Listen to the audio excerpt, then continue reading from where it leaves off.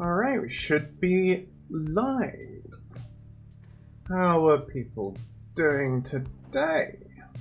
Let me know how the audio is sounding, whether I'm too loud, whether the game's too quiet, whether the other way around. And I thought I'd start this off with a quick recap of what happened last time. So, we started off this game, we were found in a desert, and it turned out that we were special because we can read. And I think we were banished from our previous home because of that, but we were found by 3 individuals. We were found by Hedwyn here, who, I don't think we know too much about Hedwyn so far, but he's a person, he has a Scottish accent. Pretty much the only defining characteristics about Hedwyn I've found so far. Jodariel, who is somewhat more militaristic and a bit more sort of standoffish, but, you know, she's got a good heart underneath there.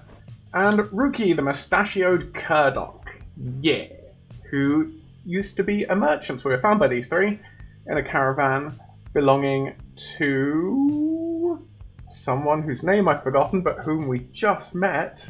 Sandalwood. That was his name, like the Ent Sandalwood. And they then took us on a journey to see if we could succeed at certain rites and be sort of unbanished. On the way, we found a mysterious girl who couldn't remember her name, but told us that she remembered that her name ended with an A sound. So whether it was May or Shay or Gay or, as Candy suggested, Bay. But, you know, we quickly vetoed that one. But it was up to us to decide what she was called. Now, with Faye, we again don't know too much about her. She's kind of mysterious, and as you can see here, is apparently interested in the legends of the 8 scribes, who are like these big holy figures. Later on, we found an imp called Tizo, who looks like the ones that help drive our little caravan, but he's along for the ride to help us too. It turns out that his entire family were murdered by a fish. Except not really, that was a funny joke he told us, because Tizo, you are the best.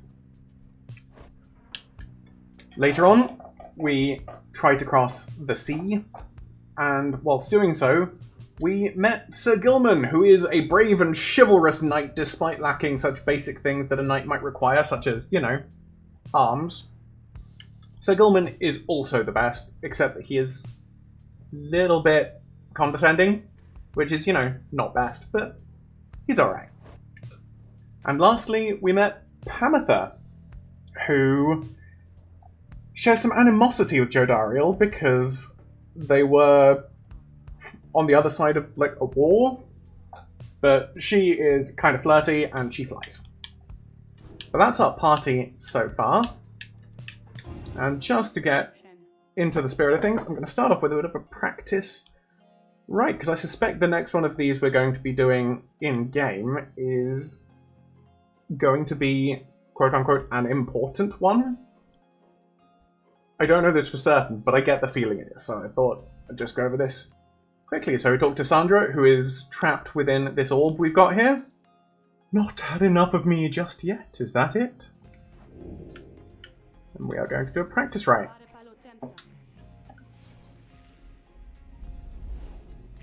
Just to get warmed up and to give an idea about what is actually going on here.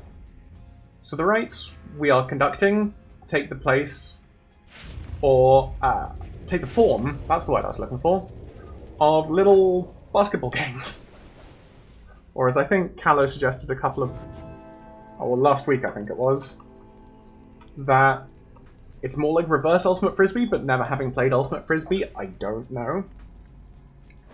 But so each match we choose 3 people.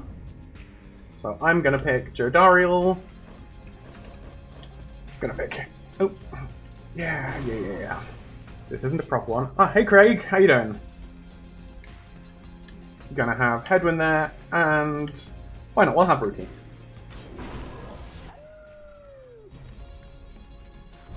And in the middle is a ball. The Celestial Orb. And what we need to do is we need to get this orb into their big green glowing pyre on the far right. And we can do that by passing the ball around, by running, and we need to avoid their little sort of green glow outline. Because if we get hit by that, we will get banished. But we can similarly banish others like this. So we do that. And we're going to just blast it. Come on. Haha, got your orb. Yeah, we can run it in, we can shoot it in. So I'm going to go like this. We're not playing very well right now.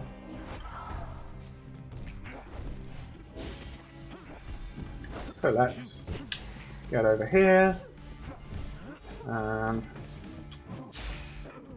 I'm glad I did this in the practice, right? Because I find it pretty difficult to talk and play well with this game.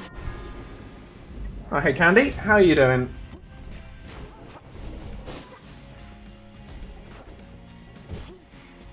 So let's pass it around. And let's see if we can shoot it in the goal. So whenever we score a goal, if we run it in, we lose that player for the next round. But if we shoot it in, we do not lose that player. And that's the basics of the game.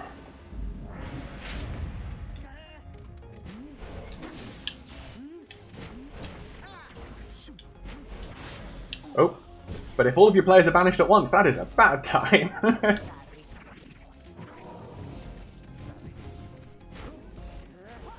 But if we can just run rings around them, we're sorted. Weeks off are the best. Naxalas.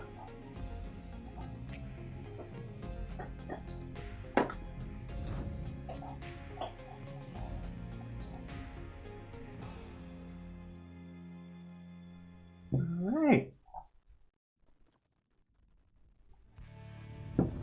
So now you all are caught up on the game, and we will continue with the actual story. I appreciate it, Callow, because it's what, 9 AM where you are, or is it even earlier?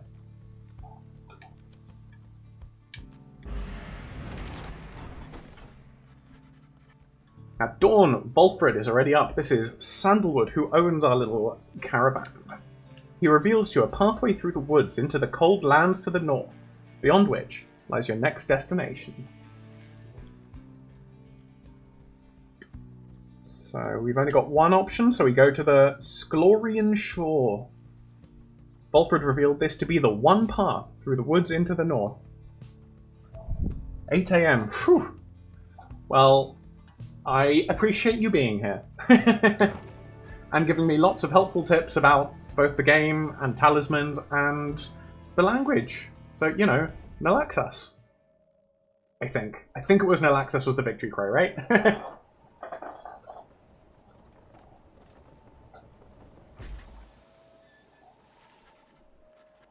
You get clear of the woods at last, and arrive in lands grown cold in the shadow of Mount Elodial, the sacred mountain on whose summit the rites were first conceived.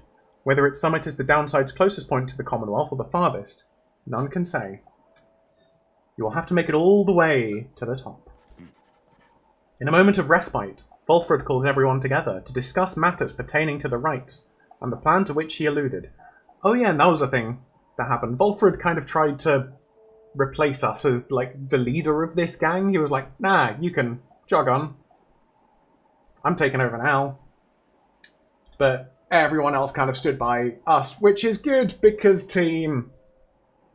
Nah, you're perfectly great, Callow. You banded together with a common faith that freedom from the downside is not impossible, am I correct? But let me ask you something. What does freedom even mean to you? He looks in your direction as he asks, defying you to answer. You cannot sense his own thoughts on the subject, and only know the truth of how you feel. So what does freedom mean to me? Doing what I want, achieving inner peace, having no master, going where I please, to feel true love, living without fear, nothing at all, or remaining silent. I mean, a lot of these are, you know, freedom, but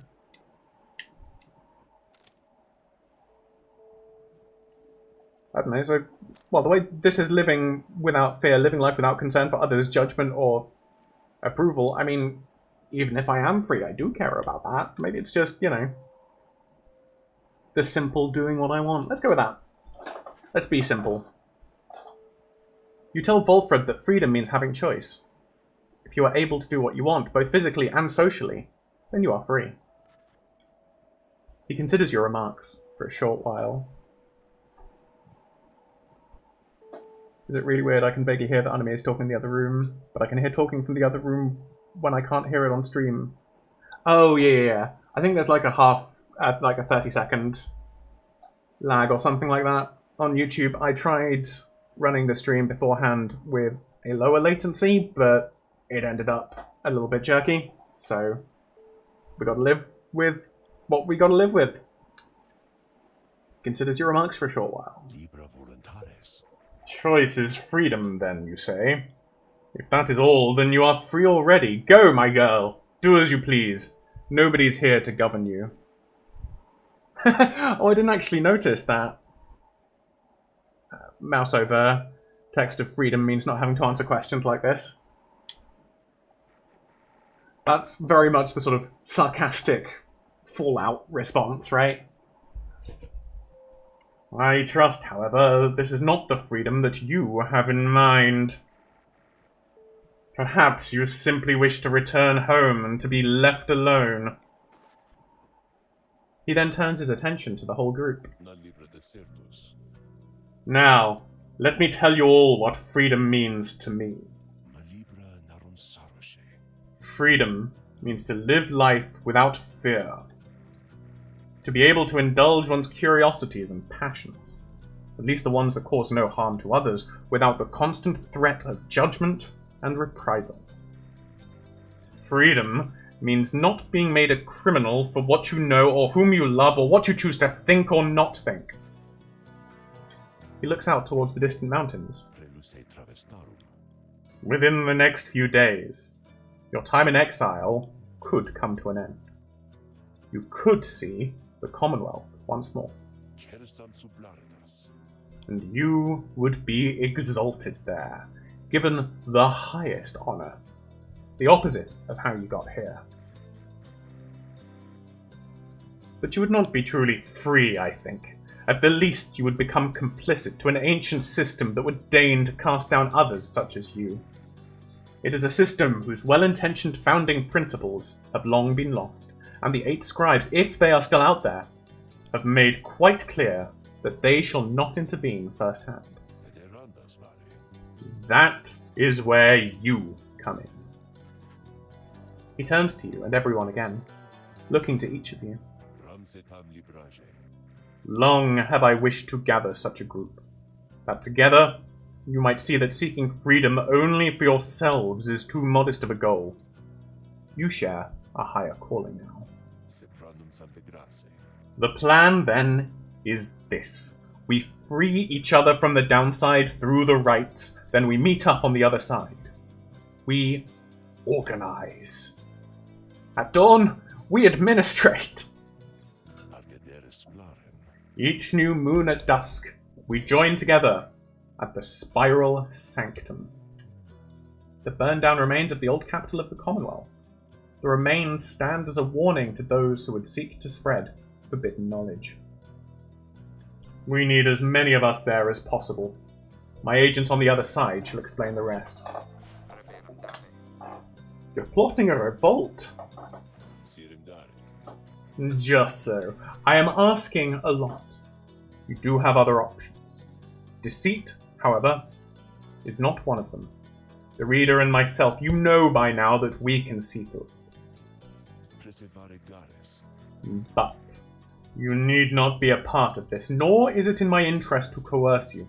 You may go your own way, if you wish. Live out your remaining days here, like so many others. So, if any among you prefers that, if you cannot see yourself continuing to strive together in the Commonwealth, as you are doing here, then speak now. Volfred pauses for a time, examining each member of the group. No one stirs. Very good. Some of you consider yourself friends, some others not. But all of you are bound together through the rites and are integral to our plan. Remember that.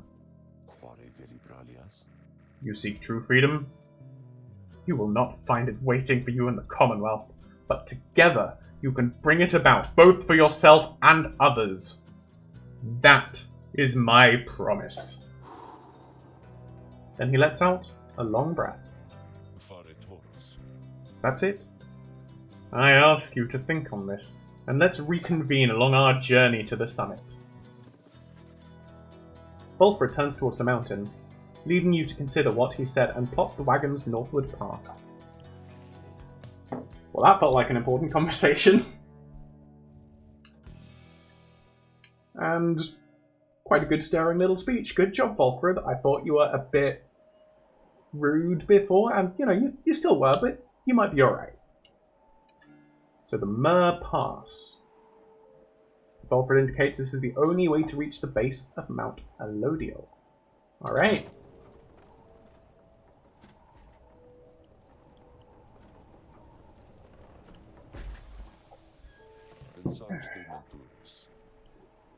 Beyond lies Mount Alodiel. I suggest we make camp here at the base of the mountain, for we shall need our spirits and our strength to make the ascent. The Beyond the Crystal seeks Headwind. Alright. So I think that means we get to do another trial with him. And we get to talk to Volfred! Hey, Volfred. There you are, my girl. There was something which I wished to discuss with you in private. Volfred stares at you rather intently, as if reaching out to you. And then... You do know what it means to be a reader. Those such as we are not limited to reading pages from a book. Though your ability in this, I sense, is nascent still, mere flashes, uncontrollable. I see as well now that they haven't told you yet, your friends, and that explains a lot. They haven't told you readers such as you cannot go free. I had wondered why you would insist on pressing onward with this group in light of this. The answer then was plain. You simply did not know, or fully realize. They did not deceive you, by the way. There is no reason they would know themselves, other than Tariq, who shall not influence your thinking in such matters. Rather, I had expected, when at first we met, that you already knew the truth of this from having read the passage in the Book of Rites, which states it plain. Only those who shall conduct the rites first-hand shall walk the path towards enlightenment and become eligible to regain their freedom. Perhaps you've not gotten to that part just yet. I'm a slow reader, alright? Volfred breaks free from you and looks at you again. Then he speaks to you as normal. It is plain that you are not in adequate condition to conduct the rites, and this group values you as a reader. I wish only to ensure you understand what you are getting into here. Despite whatever hopes and dreams and promises might have been shared, I do not think the rites can help you to return, if that is what you had in mind. So, once again, I invite you to depart, and I will see to it that you are compensated. Do not misunderstand. If it is your wish to remain, then you are welcome. But this journey we are on, it has no guarantees. Not for you, nor any one of us. Do you understand? Alright, so I can say I understand. There is more at stake here than my freedom alone, and besides, perhaps there is a way. I do not care. You have learned in life to keep your expectations low and tempered, or say nothing. If Volfred really wishes to know your thoughts on the subject, he knows where to find them. I understand. You understand the words of warning, yet, just the same, you choose to carry on. There is more that you wish to achieve on this journey than freedom for yourself. I admire that, my girl. Then, very well. Know that we have much at stake here, in this anyway. Much more than just a shot at going back into that commonwealth which cast us down here to begin with. It sounds like you intend to stick around. Then, we'll have lots more time to chat as we ascend the sacred mountain in the coming days. Until then... He strides out of the wagon then, leaving you with your thoughts. Did Volfred just walk away on me? You're not Vaxildan, Volfred. Critical roll for any of those who aren't aware. What's Sir Gilman doing? He's training ceaselessly. Good old Sir Gilman. He's out for a walk. I do like that they change these up each time we come in here. Tizo's eating his fill of fish, I bet. Jodie is sharpening things. I hope that those things that she's sharpening are things that are supposed to be sharpened. Not like, you know, bagpipes or, you know, a fish. Sharpening Tizo's fish before Tizo can eat the fish. Edwin's looking for water. And Pamitha's out on a short flight. Oh, I'm sorry, Caleb. He strode away from me. Very different. Right, let's have a look at the Beyonder Crystal. I was beginning to wonder when you would return. What's on your mind, Sandra? How very kind of you to visit me again like this, oh lovely reader. I'm not sure the internet can handle me making Tizo eating noises, Candy. For I was just standing about in the blackness of this void, thinking it would be most pleasant if something were to happen for a change. You do sharpen bagpipes in Monster Hunter, Anna, but I like to think of that more as tuning. Tuning with a whetstone. There was a long period of time that this incarceration of mine failed utterly to do anything but bring me peace of mind. Not much of a punishment. I invite you to imagine an upbringing among the Sisters of the Arch, an ancient band of killers trained almost from birth to carry out their missions without fail. All the sisters needed was a name and a sum of 500 sol up front. 500 sol is quite a lot, isn't it? If that's the same currency that we're using, I don't think we've had over 100 of it yet. Living on the outskirts of civilization, your days are all full of training which could kill you or just cripple you for life.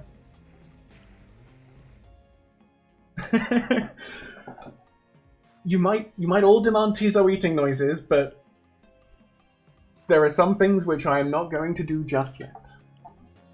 Maybe later, if you're all very, very good. How do you suppose I lost my sight? Through glorious battle with the scribes, or in a careless sparring session with my master? Ah, but I've not forgotten enough just yet. In any case, at first I welcomed the prospect of not having to struggle every moment to survive. But in fewer than 2 centuries, why, I started to grow terribly, terribly bored. It did not help at all that the Nightwings of the early days were the stodgiest lot you could imagine, obsessed with obeying the book as strictly as they could. Some of them started to remind me of myself, I think, when I was young. Such idiots, the lot of them.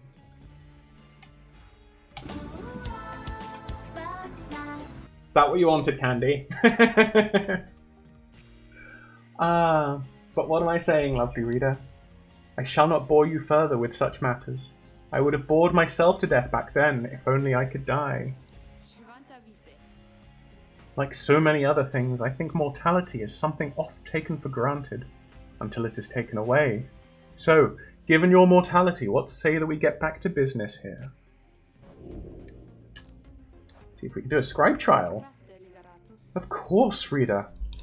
You need but think on who shall be the subject of my trial, and we shall go from there. So, let's give Hedwyn a bit of a talisman.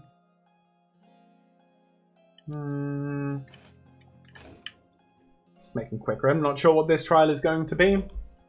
I mean, the other ones have just been scoring on yourself, but... You ask Sandra to administer one of her special trials for Hedwyn. Oh, you must mean that nomad boy. So innocent, that one. I should have a lot of work to do with him. Then let us bring him forth. Oh my, Sandra. Soon Hedwyn appears, in heed of the summons. Hey, my friend, what's going on?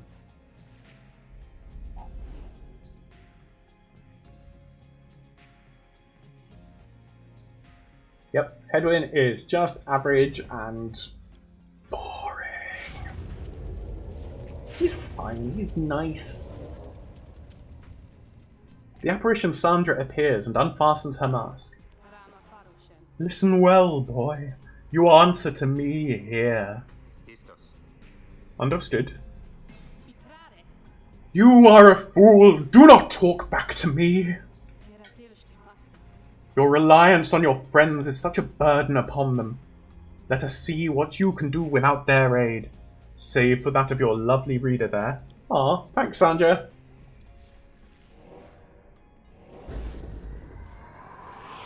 Alright, so we're up against 3. Oh. That's not a good start. Alright, let's see if we can... Oh. Oh, that is... I didn't actually notice the terrain there. Sure, Hedwyn cooks, but... Come on, there we go. But he's just a little milk toaster, right? This is not going well, but we'll get there. Ah! This trial is tough.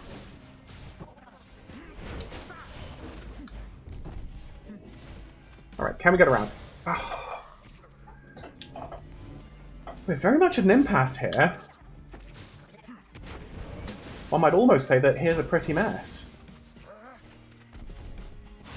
Should have tried to shoot it. My problem is, like, the Jodariel character back there, right? Can we banish them? I would like to banish them.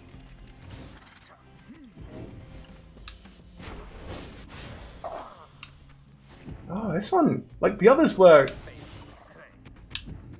Like, they were tough, but I wasn't having this much trouble with them.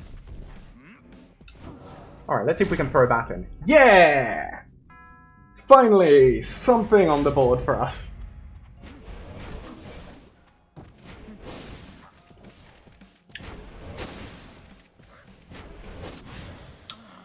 Shouldn't have tried to shoot there. That was silly of me.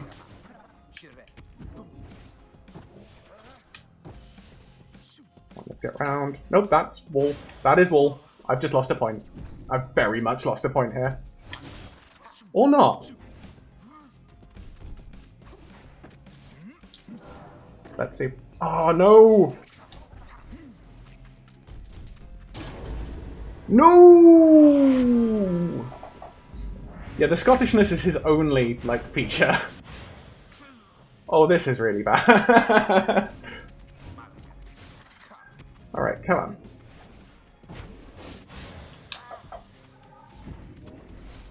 Oh, no. I think we're still just winning, because I think our Pyre started with more health than theirs. Oh, no, no, no, no, no, no, no. These are bad times. Alright, we got Jody done. Let's jump. And in we go. There we go.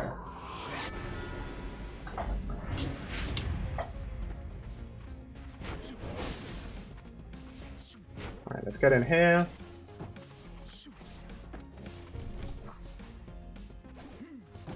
Alright, let's see if we can... Oh, I ran out of stamina to jump.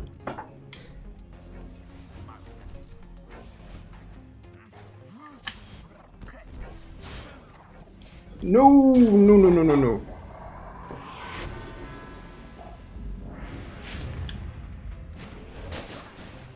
We have one more goal we can let in.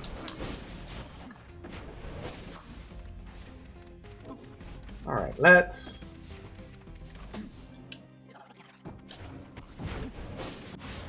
Nope, nope, nope. There we are. This is tough. It's almost as if playing a three-person game by yourself. Alright, we've still got one more. One more we can let through. If anyone's got any tips, that would be very much appreciated.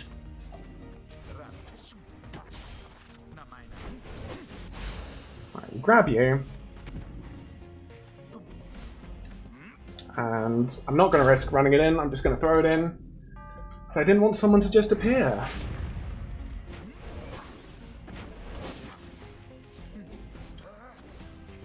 Alright, let's try and see if I can stretch them out a little bit. Alright. That did not work at all! And now it's game over. No! That's our first loss in the game at all. That did not go well. Pitiful. The Nomad boys all spark, no fire. I would tell you not to waste my time, boy. But the truth is that my time is there for you to waste. Summon me when you are feeling more prepared. Alright, we can do better. Perhaps that Nomad of yours shall not fail so badly as before. Ah, yeah, we should remember to throw the ball at them a bit more.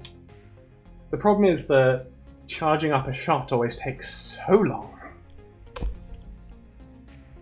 I do this, can I... No, I can't change Headwind's Talisman before we start. Oh well. The Quickness Talisman's pretty decent. But I was hoping to potentially change it for the Kerfang or something. Nope.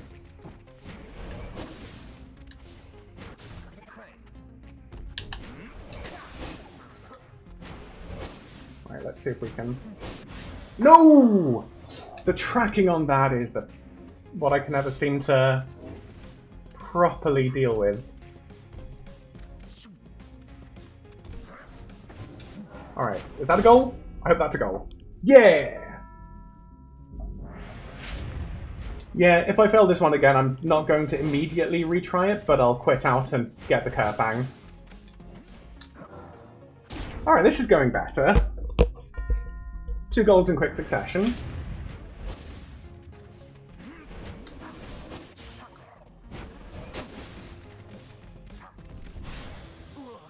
Oh, just that, the range of that dash.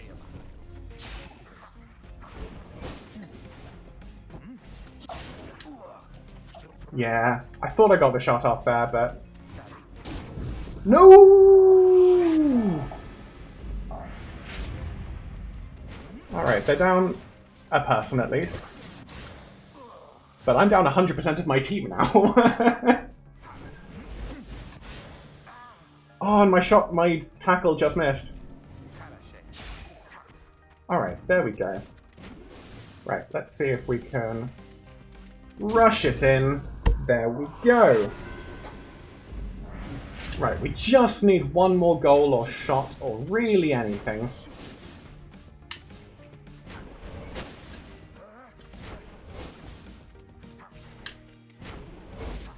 So, we lure them over that way, then we go back this way and we get tackled. This is all part of the plan, RNG manipulation, you know.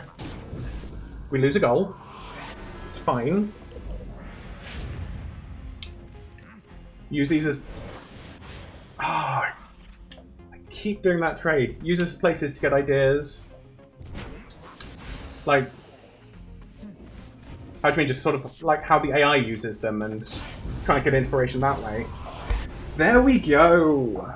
Nalaxus! Noxalis! Not Nalaxus. Noxalis. We did it! It seems you did indeed, boy. Your performance was sufficient, and you passed my test. Thus, congratulations are in order. To you and to your lovely reader. Now, farewell. Whew. Alright, that one... The second one went a lot better. Getting myself some nice practice in.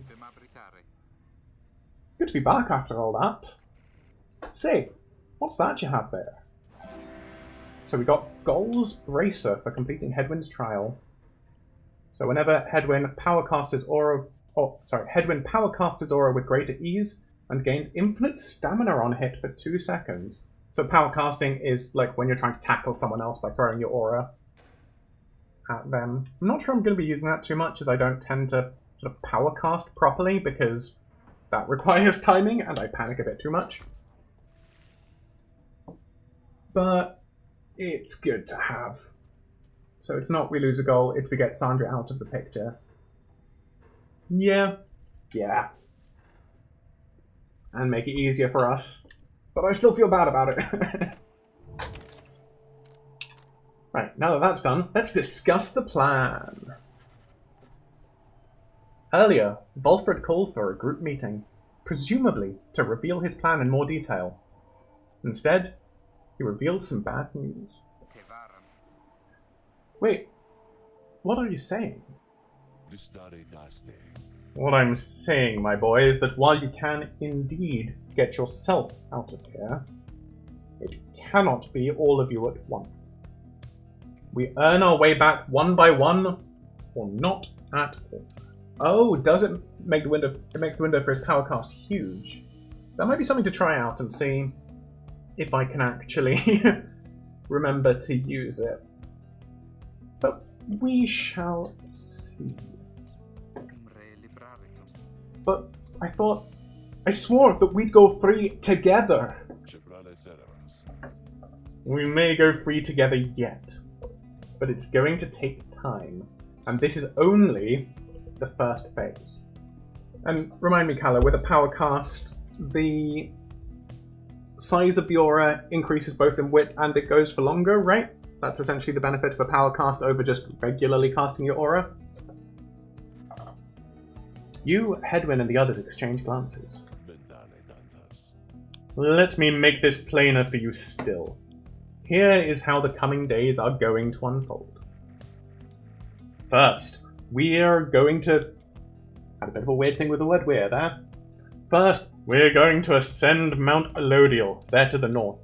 You may not think this wagon's fit for it, but rest assured, it's made the journey many times. Next, we'll pass through Scribe's Gate. It's said the scribes themselves keep watch over Scribe's Gate.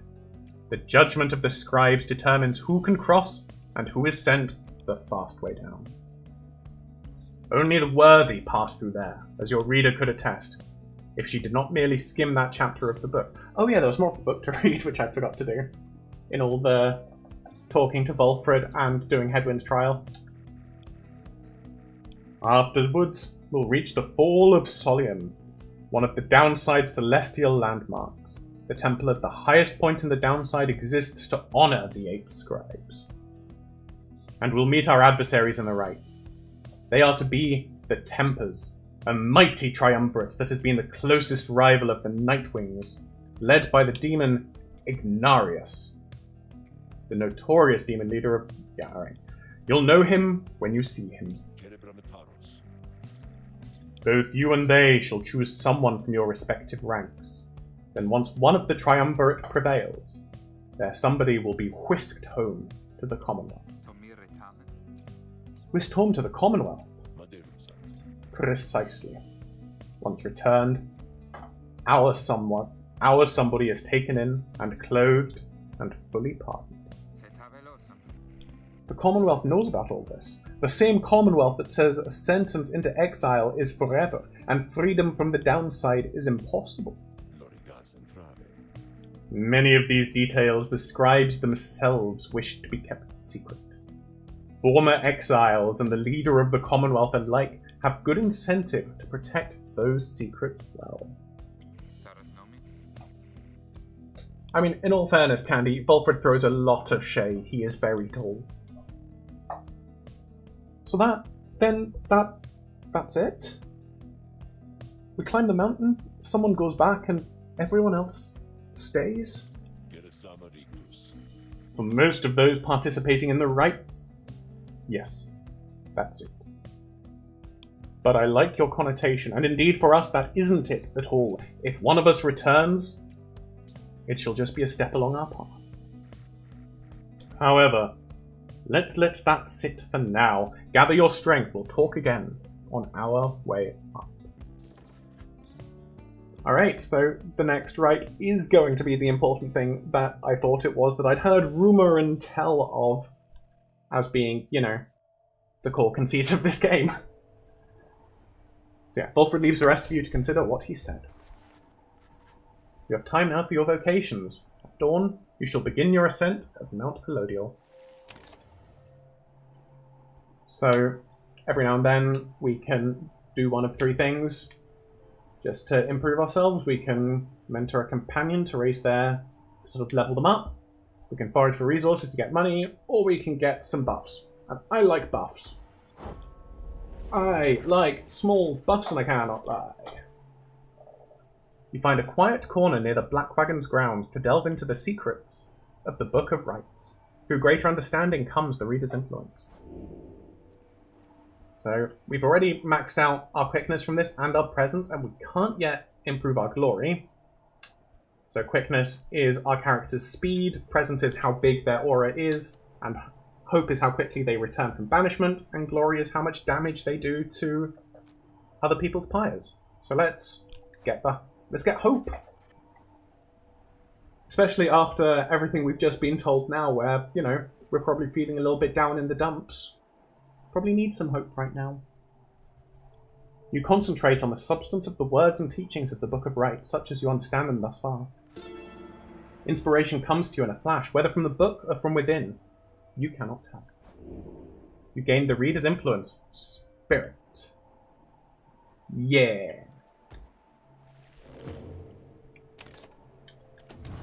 And let's read that page that we forgot about.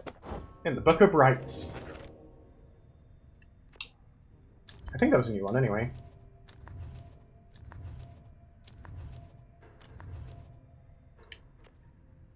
Let's see. In the words of Golathanion, the Master General. Oh, Gol was the thing that Hedwyn just got as one of his artifacts, wasn't it? Emperor Mur, scarcely could I recognize him when at last I found him. A half-starved animal. Horns sprouted from his head, a bestial mirror of his blackened reputation, and I, a man who conquered countries, feared my emperor then in such a way as I had never known. Oh no, I think we've read this one before, but stuff it, I've started till finished. My charge had been to slay this man, but when I discovered him, he was already fighting for his life. The little imp Haoub proved of little help against the Sisters of the Arch, of which Sandra is one, or was one before she got banished, whose entire lives were culminating in this instant. I was unable to watch. My heart ached with such pity for the man, and for the love I felt for him when I had served him, that I sprang to his defense. There wasn't another section of pages in there, was there? No, alright. Just getting a little paranoid that I'm missing background lore. We're not allowed to miss lore.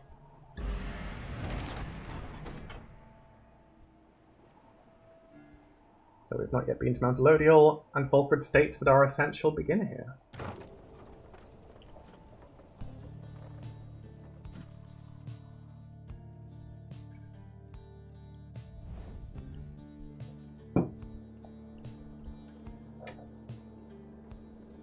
I know I've said this before, but I just adore the colour palette of this game.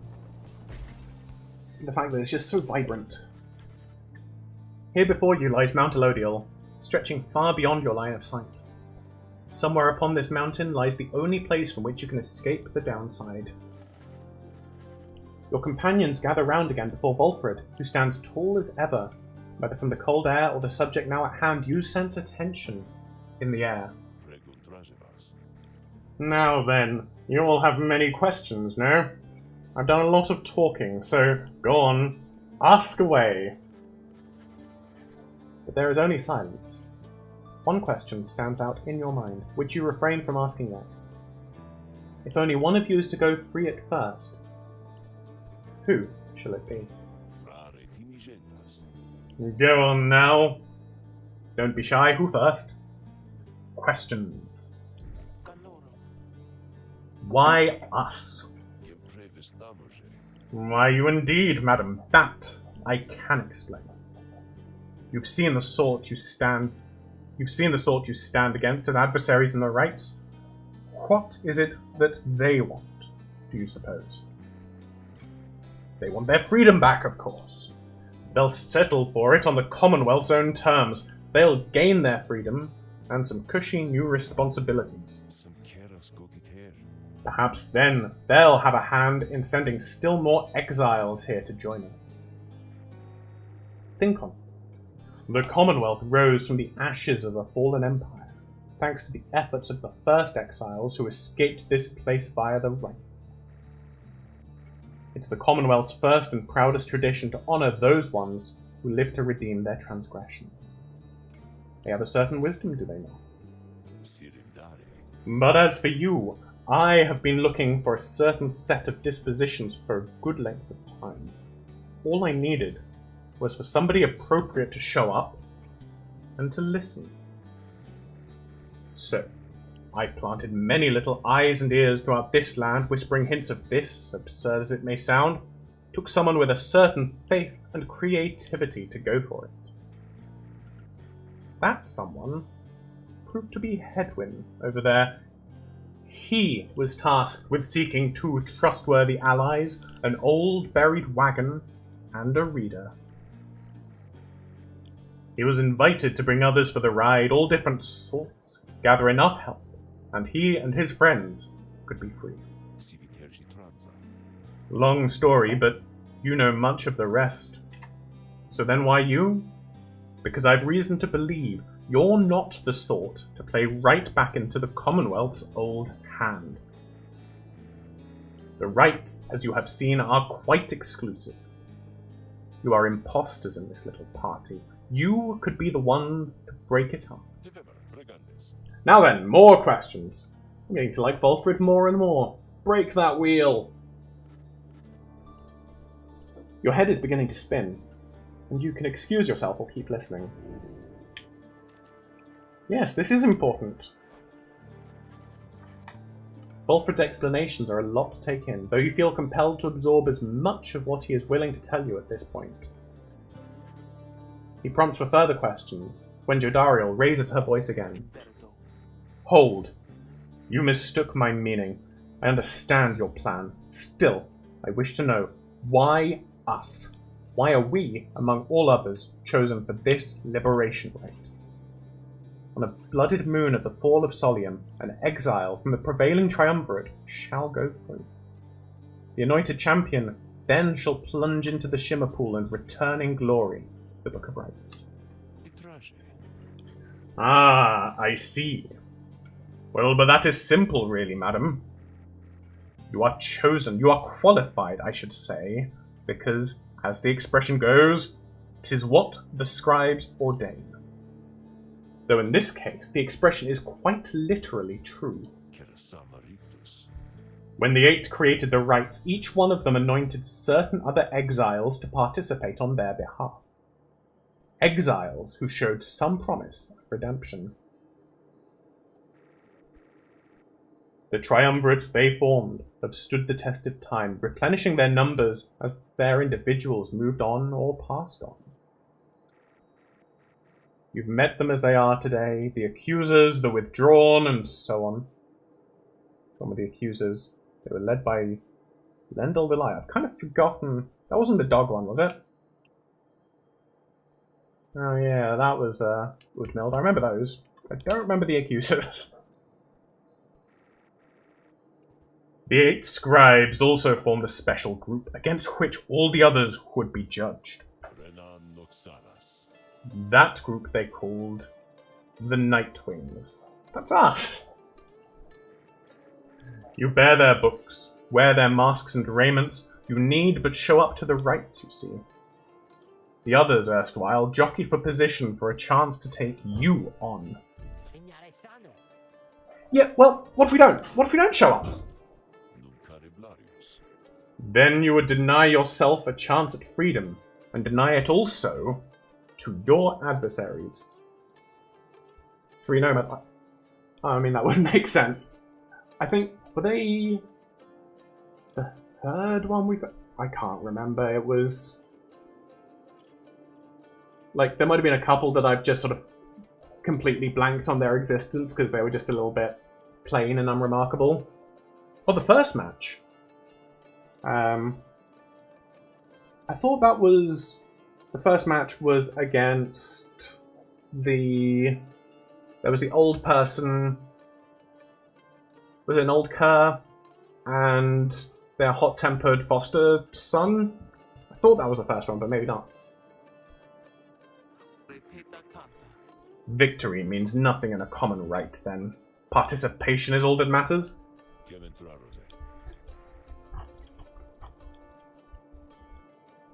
Not so, madam. Only the enlightened may regain their freedom. While failure can be an excellent teacher, the scribes do favor the victor. So you see, those who do not conduct the rites or do not prevail in them sufficiently, they may find themselves barred from the liberation rites. But these are technicalities. Oh, was that the second match? Alright. Fair enough, Callow. The Nightwings disbanded years ago. Since then, no one has gone free. Yet still the other triumvirates pressed on with fleeting hope that one day you'd be back. It's been a heavy price to pay in all of this. Now, if you'll excuse me, we'll talk again some other time. Some murmur to themselves about all this as Volfred takes his leave. Others reconnoiter pathways leading up the mountain and present you with some options. So we could either go to the Emperor's Ascent, so a gap through the nameless lower summits beneath Mount Elodial. Faye believes the 8 scribes will bless whomever goes through here. Or the Emperor's Fall, a pathway on the outskirts of Mount Elodial's nameless lower summits. Powertha expects some long-lost valuables to be stashed here. I mean, money would be good, but... I don't know, we're trying to get to the top of a mountain, right? It makes more sense to ascend rather than fall.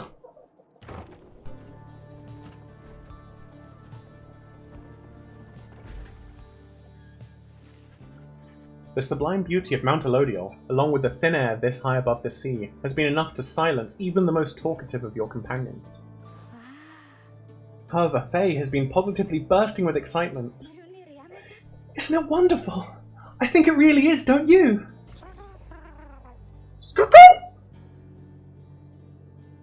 Tizo seems not to share Faye's enthusiasm. He does not like the cold. Aww, baby. You've been here before, Tizo, isn't that so? Why would you ever leave? I wouldn't leave. I'd stay, I think. I'd stay. Unless maybe I got too cold or hungry. Wait, is that... Something about her changes then. Wait, look, but Tizo, don't you see? Look, don't you see them there? Skakri? Tizo seems to be exclaiming something in utter disbelief. You yourself see nothing, but Faye rises almost off her feet as the imp looks on, astonished. Was that the scribes? It was! I know it was! They said something to me, they spoke to me! They told us we are welcome! That we're welcome here!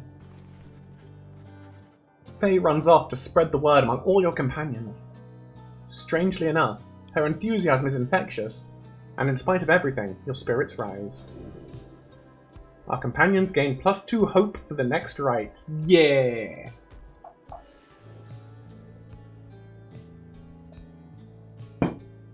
I've heard Faye vaguely described as being like Pyre's version of Luna Lovegood, and I'm seeing that a little bit. So it could go to the cistern, where Sir Gilman wishes to look upon the sacred waters here, or to the high road. Now, I know that I was just saying that, like, we're climbing a mountain, so going higher would be better than lower, but on the other hand, Sir Gilman.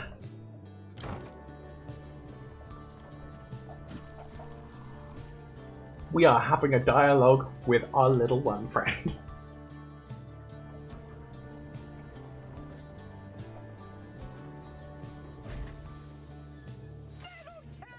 At long last! The worm surges towards the waters of the cistern. You decide to join him for a brief excursion there after another hard day's ride. You find him in a shallow pool, appearing very much contented. This night, he thought he may never again feel fresh water's cruel caress against his scales. He sighs, splashing about from time to time. Then he turns his attention over to you. You, Master Reader, are most kind. To take with you this wayward knight, he swears to prove himself to you and to the rest. He knows that, soon now, someone may go free. He knows the choice of whom may weigh upon you heavily indeed. For it is to be you who makes the choice. Is that not so? This night, he heard it from the others, so it must be true. Now listen, please, upon what little honor this knight has. This knight's penance isn't yet complete. There's much atoning to be done. So when rises the occasion to decide who ought to go free, this knight wants you to know something. Please do not choose him, not even if you wish and not even if you can. He begs of you, allow this knight that simple dignity. Aw, Gilman. With that, Sir Gilman sinks into the waters. His tail waves to you to leave him be for now. Sir Gilman does not believe that he deserves his freedom yet. Oh, we gained some experience. Cool.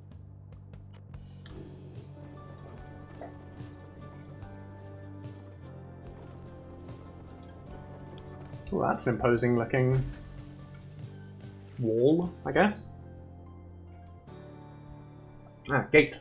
You and your companions gather at Scribe's Gate, where the single narrow trail to the summit narrows even more, and falls under an archway carved of stone. Come along now, everyone, and be prepared to speak your mind when you are called. Frankly, most of you still lack enlightenment, but we may pass together, much how we act with a single heart and mind during the rites. Well then, lead onwards, Tariq. Please, follow me. Removing his hat, the lone minstrel approaches the gate. You and all the others follow. Just looks so wrong without his hat. When the last of your companions nears the arch, you notice someone standing high above, who then appears before you. She eyes the lone minstrel first.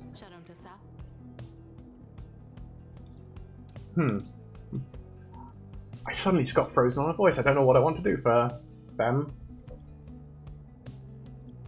Is that you, Tariq? It is. Greetings, Celeste. She watches over Scribe's Gate and seems to be connected to the lone minstrel and the rites. And how was your rest? Too long, Celeste. It seems your work has piled up in the meantime. You bring this many to the gate? Alright. Then, let us make this quick. She gestures towards the rest of you. Now, each of you in turn, state who you are and what you seek whilst crossing Scribe's Gate. Do as she says, please, without questioning. She is beautiful. So are many of the characters in this game, to be honest. The art is fabulous. Your fellow exiles exchange glances but quickly comply. I'll start. They call me Hedwyn the Deserter. I've come here seeking freedom for myself and my companions. In my case, so I can return to be with the one whom I love. Wait, so Hedwyn is Hedwyn the Deserter, but Hedwyn is also the cook. Does that make him Hedwyn the Deserter? I'm sorry. The woman bids him forward. The lone minstrel prompts Rookie to speak up next. I'm regarded by the name of Rookie Greentail. I just want to get out of here. I guess, with my chums preferably, go see Mama back home. I am Captain Jodariel. I do not truly know as yet what I am seeking here. Oh, my name is Faye, and I'm here, I think, because the scribes have called to me. It must be them, because if not, then who?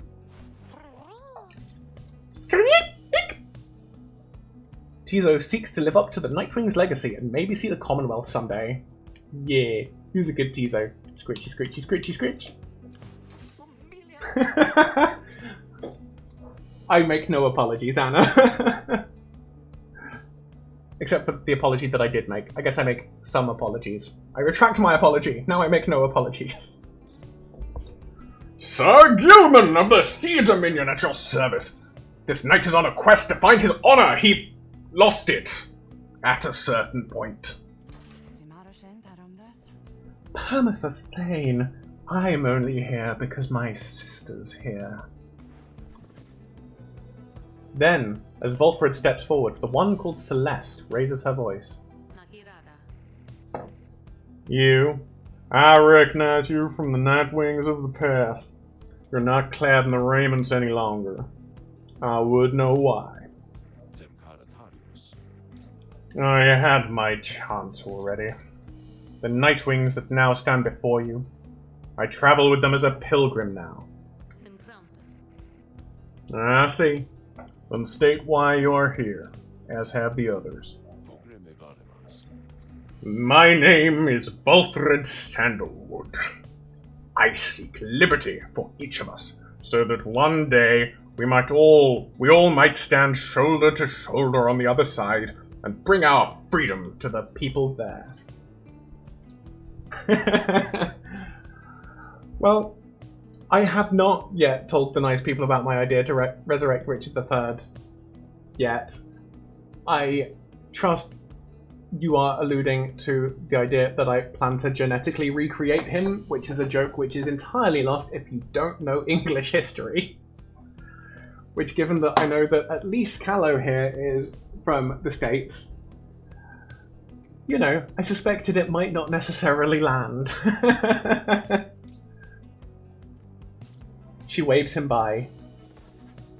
Then she turns to you. There is no one left to go. State who you are to traverse Scribe's Gate. I'm just a crippled scholar. When they learned you knew the old ways, they came for you and you could not run far.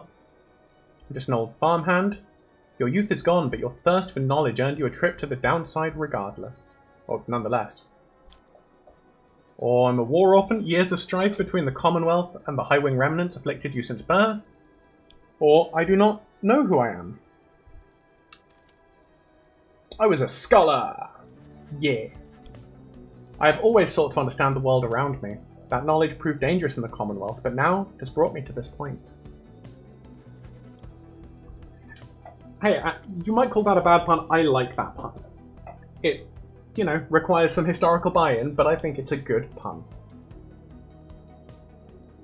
The one called Celeste continues to examine you, expecting you to add to your response. State also what you truly seek to traverse Scribe's Gate. So I want true freedom, I wish to return to the Commonwealth and to live out your days there doing as I please. I want to help my friends. I wish to do whatever it takes to see my fellow exiles regain their freedom. I want revenge. The Commonwealth which casts you down into the downside cannot be forgiven. Or I want to see what happens. All you expect is that the outcome of this whole ordeal is going to be interesting. I'm going to help my friends. The companions you have met here, who have helped you to survive and to find kinship in the downside. Your priority is to ensure that they achieve their goals. That is all you wish, for now. The woman regards you for a time, then nods once and waves all of you by. The 8 scribes bid the Nightwings welcome here. Go forth with glory. And Tariq, I, Celeste, be on your way as well. The lone minstrel bows his head and puts his hat back. He does not look back at her.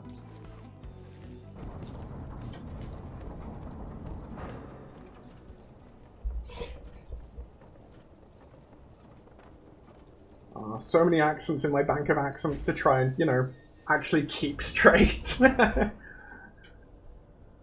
I apologise to anyone if any of these accents are bad and dreadful. I assume all of them are. From the top of Mount Elodial, you can see the distant downside before you. You think on the many thousand leagues you crossed to reach this point as the sky grows dim. Ooh, now we've got a page revealed, and there's someone in our wagon. Jody! Ooh, and this is a glowy thing. So cold it can burn the skin, but keeps the wagon cool and food fresher longer. A keepsake from Sklorian shore. Jodariel appears to be prepared for whatever is to come this night. Though it is not yet dark, she is already in her raiments. Hedwyn soon joins her, also looking ready. Any sign of Ruki? None as yet. Complained about a chafing at the collar of his mask. Our freedom might be hinging on that collar, then. I am certain that it is. They share a laugh together. I cannot imagine Jodariel laughing. Oh, yeah, talking to Sandra. I will see if I can remember to do that. The three of you exchange glances, but nothing is said or needs to be said. Soon, if Fulford is to be believed, one of your companions may regain their freedom. Hey! What did I miss? Am I late? Is it starting? Is it starting yet? Easy, Rookie. We got a little time. It isn't starting yet. How fair your struggles with your mask, Greentail. Feeling a lot better, thanks. Just had to smash it repeatedly against a wall for a little bit. Put some of the old nerves to bed there, for good measure. Though this is really happening, huh? One of us might be getting out of here, like, soon. By dawn, in fact. If all goes well. If all goes well, that's one way to look at it, I guess. What are you getting at, Greentail? Well, it's just... we might be breaking up the band here, people, if one of us gets out. It's been bugging me a while now. I thought we were all getting out of here at once. He shoots a look at you. Some of us... we might not be getting out of here at all. Hedwyn slams his fist against the wall. No! Not if I can help it. We made a promise to each other, each of us, the four of us. We're all getting out of here. I care about the others too, I do. But we've been here from the start. I want you to know, my promise is to you. And I believe you'll do the same for me. So, it's like this. If any one of us gets out, great. But it's just a start. We're going to do whatever it takes there, on the other side, to make it so the rest of us can get back to... What? You think they're going to build a bridge down here if we ask nice or something? I don't know what it's going to take. I just know we have to try. Jodariel turns to you. Reader, we shall find a way. She nods to you, to reassure you, and to reassure herself. Ruki nods his head in turn, and Hedwyn's gaze never once falters. Well, my friends, I think it's just about time. Let's go. One by one, they turn towards the door. The fall of Solium awaits, a vital step in your quest for freedom. Yet you feel in your heart that it shall only be the first. Your three companions each gained +1 hope for the liberation rate. So, I'm guessing the game is trying to incentivize us to use our 3 starters for this liberation rate. Alright, so before I forget, let's talk to Sandra. I sense my lovely reader has returned. Then, how may I assist you? Something mine, Sandra? This place, where you currently reside. It must be Mount Elodial, is it not? This was where those blasted scribes decided what to do with me. I had already failed in my mission to eliminate the demon Solium Mur, 8th of the 8 scribes of the Book of Rites, known as the First Exile or the Last of his name. A once proud emperor who neglected his nation and found penitence in the downside. I did not anticipate his retinue, you see. They took me and some of my Beyonders alive, although do not expect to see account of that in their good book. Whether it was for mercy or for spite, I never became certain.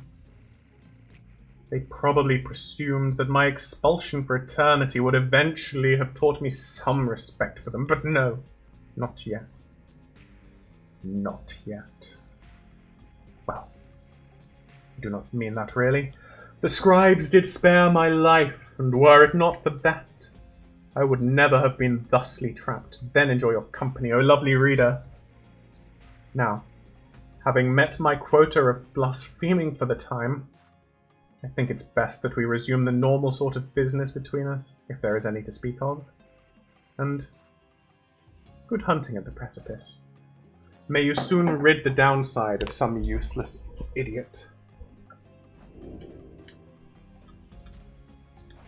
Alright. Take care, Sandra.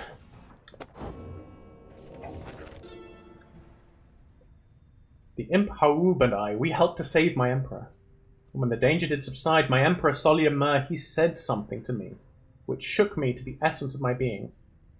He said, "You gave your freedom, Master Golothanian, so that I may yet have mine. You too, now, are an exile of the downside. In all the days which I have left, I never could repay the mercy you have shown me. So if I cannot do so in this life, then I shall do it in the next." We crossed the land together, and together with the imp, we gained the company of those who saw in him what I did. So, I'm guessing that this is maybe talking about the sort of formation of the first Nightwings, maybe?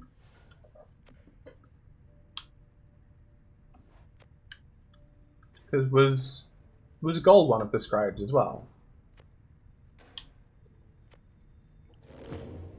I forget. Alright. Psst, hey guys, just so you're aware and all, I know how come you're here, and how come you made it all the way up here. Oh, I know, alright? Yeah, because I got the lowest prices in all the downside, am I right? And some of the new stuff I got in stock, ooh, you're gonna get a lot of value there, an awful lot. So, this is the consumable that you were talking about last week, Candy, that lets me sort of re-level people up, right? So, I think I'm... Ooh, raises it +3. Yes, please. So we grab that. Are there any of these that I don't want? So Luminous Idol seems good. Kerfang is very good. And I might still continue leveling that up, as I think rank 20 is the max rank, right? So I might as well get it up there. Don't want to sell any of the legendaries so far, but I do also... It would be nice to have those additional Stardust, but I don't think we can afford it. Alright. Respec drugs. I mean... All drugs are respec drugs if you take enough of them. Don't do that. You guys have a good day out there!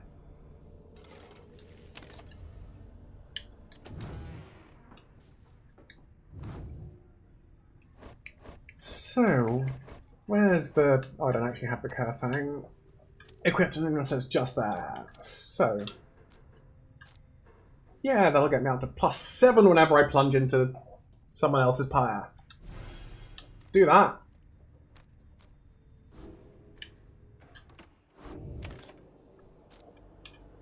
Alright.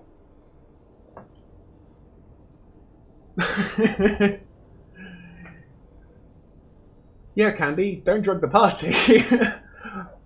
For the record, I'm in a RPG game with Candy, and she has, on multiple times, incapacitated the party, only once with drugs, whilst trying to actually get all the enemies. But instead, the party was high. Good job. Let's commence that rite. Is everyone prepared, Hedwyn? Yes, though several of us have another question that's been troubling us. You need but ask. You said that one of us is going to return to the Commonwealth if we defeat the Tempers in the rites this night. What happens if we fail? Hedwyn, my boy, don't you see? The path to freedom and the path to enlightenment are one and the same. Do you intend to stray from the path? No. Then you have nothing to fear. But let me be much more upfront with you. Should you be defeated by the Tempers this night, then one of them shall end up going free instead of one of you. It is as simple as that. What then is to be done? The very same as if we achieve victory. We await our next such opportunity and make the most of it. Tonight, our plan is set in motion. Bolfrids, this is my ambitious plot to spark a revolution in the Commonwealth as peacefully as possible. Its current probability of success, 19%. We shall stand together, shoulder to shoulder, as the scribes themselves once stood. So, I'm guessing here that the more people we can successfully liberate at these liberation rites, the higher that probability of success goes up, possibly affecting, like, the grand ending of the game, maybe? Maybe? We are united in our cause. We shall look as ever towards the stars for guidance, and seize upon our future chances just as they arise. So, look up. Ominous organ just came in. Look up, my boy, and set aside your doubts. It's time to take great strides along the path.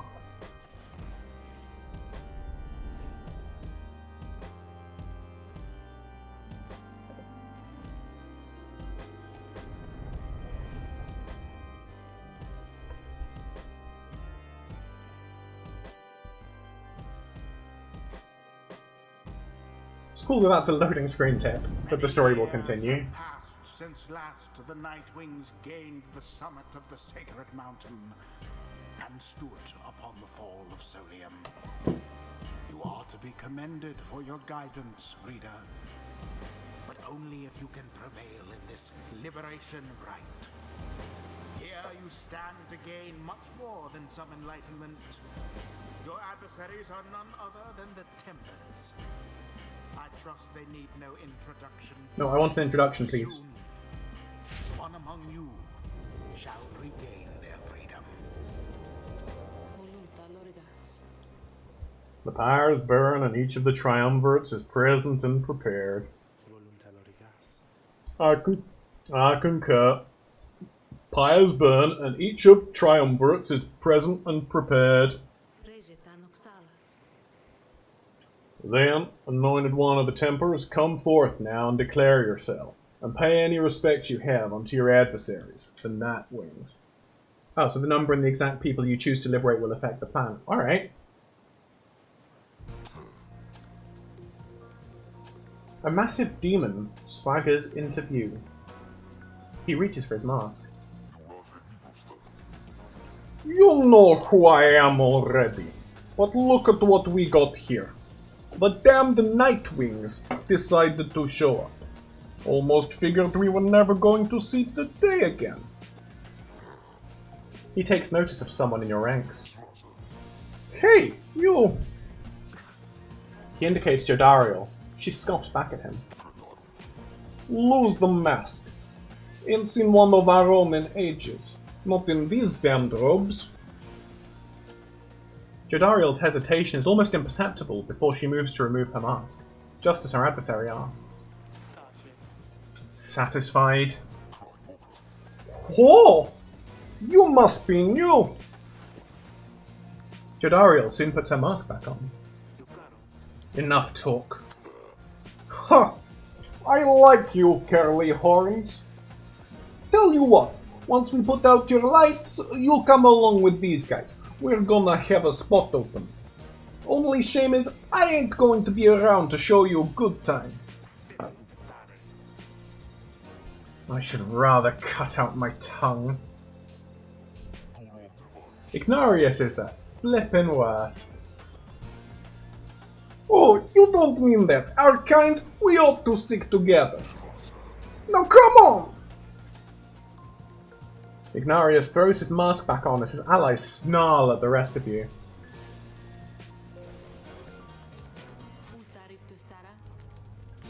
Have the Nightwings reached a decision on whose behalf they shall conduct this rite? The lone minstrel gets your attention in his subtle way. Reader, this is it. First companion whom you choose shall be anointed to go free this very night if you prevail. Other two in triumvirate shall lend their aid. As you may know, only most enlightened rites are eligible to go free. Not all among you may be ready yet. Now, Nightwings, I would have your decision. Who most deserves their freedom? Alright. So. Oh, it can be Tizo as well. So.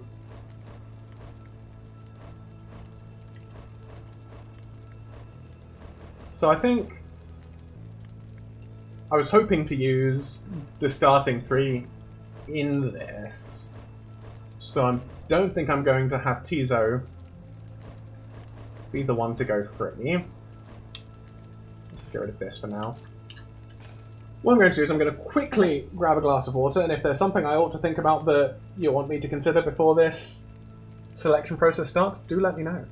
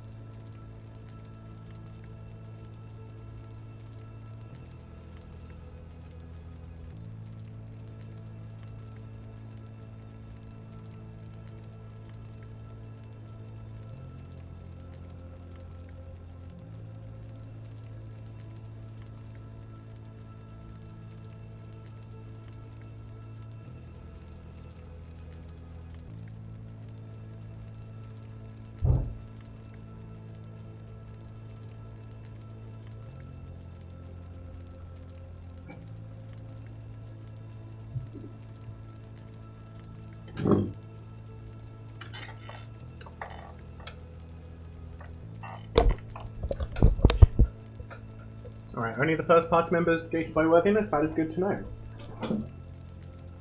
So I think I'm leaning towards Jodariel. I think that, I don't know, out of the three of these, I think I want to see her have the best time. Because I think that, you know, she's a bit of a sweetheart behind her more sort of stoic and severe facade. And also I kinda want to have Jodariel be all sort of in your face at, what's the name of that demon on the other side? You know, the slightly misogynistically patronizing Twazak. Alright, and what are we going to have her equipped with? So casting it farther than usual. I think Solium's Horn is still pretty good for that. I think I'm thinking Jodariel with the Horn. Jodie has had her right with Sandra. We have... Oh, she's got it even equipped. Solium's Horn, which is her unique talisman. No, we did that one on the Friday, I want to say. So we'll have Jodie with Solium's Horn. We'll have Ruki with the Kerfang. And we'll have Hedwyn with the Right Light. Because that should give me, like, an extra goal that can be suffered. Right? I'm probably going to just let my decision hang here for about 30 seconds to let people tell me that I'm being very stupid or this sounds good. And in the meantime, I'm going to have a drink of that water because it's important to keep yourself hydrated. If you're at home and want to play the drinking game, have a drink of water or other hydrating substance you've got nearby.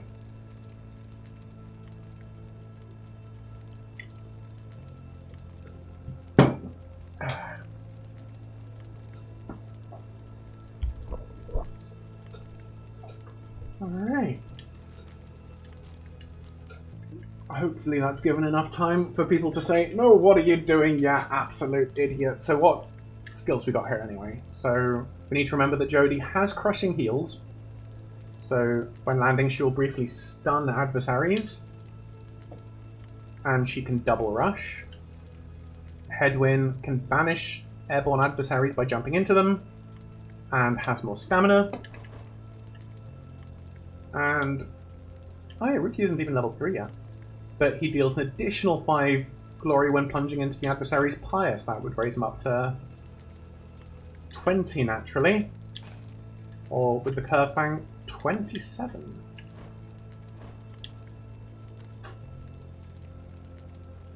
Hey Anna, it's not a boring drinking game, it's, you know, a healthy, refreshing drinking game, alright? I think you misunderstood what a drinking game is supposed to be.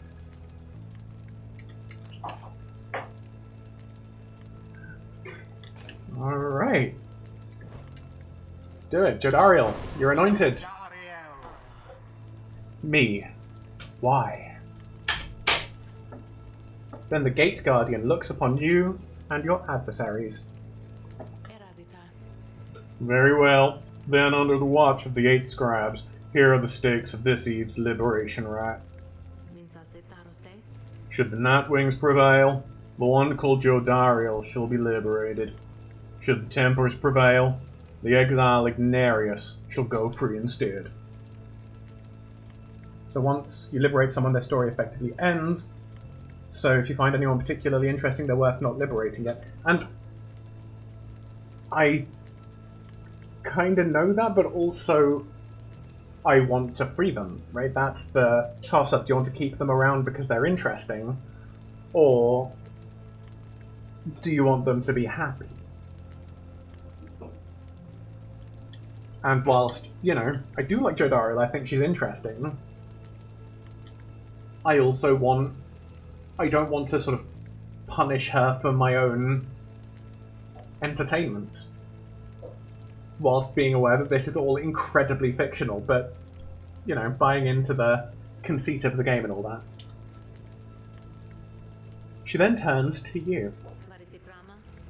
Now, who among the Nightwing shall complete your triumvirate to strive alongside Jodariel to see her returned in glory? Who shall lend her support? So we're going to have... Hedwyn. Hedwyn? Sounds good. Now, let's bring Jodariel home. And... we'll have Ruki. Aw, Ruki just did a little howl.